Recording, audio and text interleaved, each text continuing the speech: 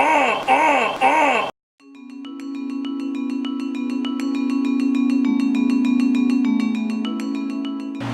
everyone, welcome back to the 6'2 Garage. Today we're doing more track day prep on this Mk7 GTI. We're upgrading to Mk5 R32 Rotors and Calipers, as well as changing to high temp brake fluid. This is a huge change for brake feel when you're on the track. So we're putting in these giant calipers, single piston, significantly much bigger than the OEM ones. These are beefy. Yeah, and we're doing stainless steel brake lines on the front. All right.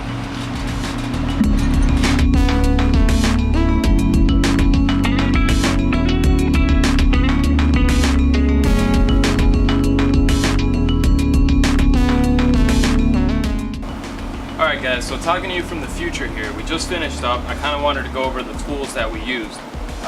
We did need the grinder to go ahead and fit the brake lines into the mount. We had to open it up a little bit.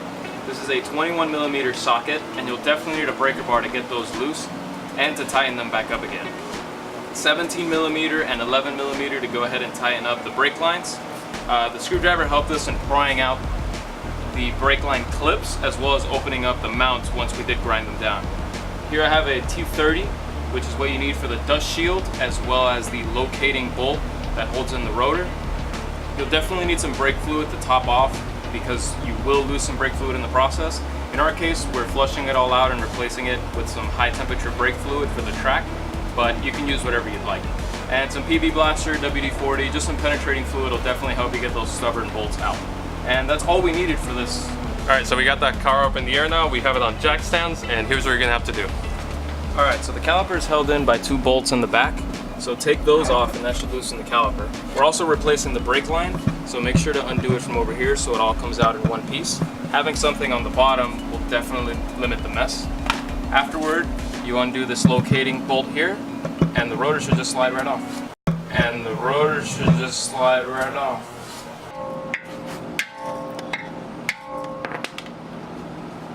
Jesus Christ.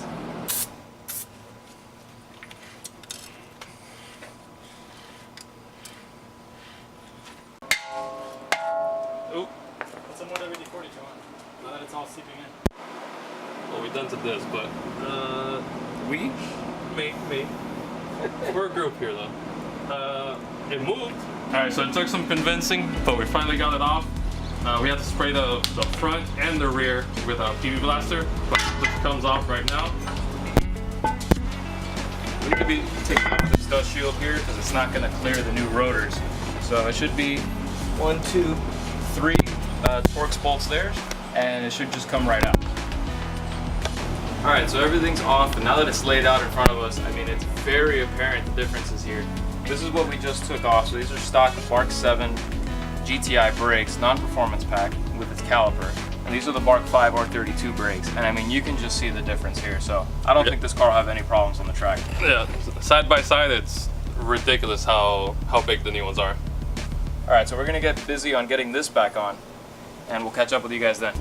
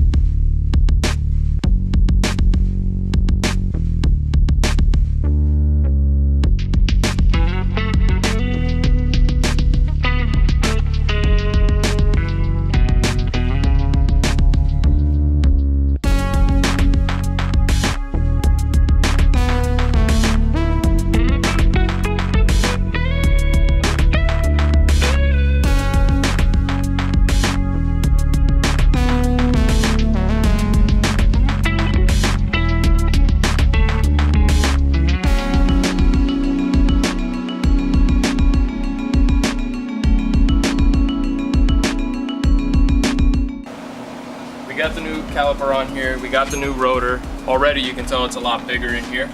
Like most things that are bolt-on, this had some extra work to be done. We had to file this down over here. It wasn't that big of a deal. The back was a little more challenging. We had to actually use a grinder to cut it and then file around it. But ultimately we got it in. It wasn't a big deal, but just some extra work.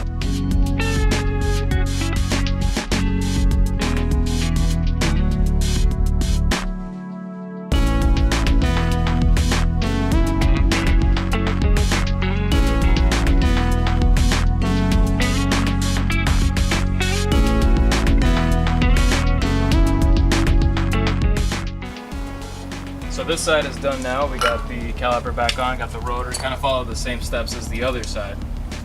All right, so this side was a lot easier. So what we learned on this is if you just get a grinder and you cut that down the middle, then we use the flathead screwdriver. Just pry it open. If you manage to get it open up, it's super easy to put in. Again, this is a bolt-on kit, so you know, no modifications necessary.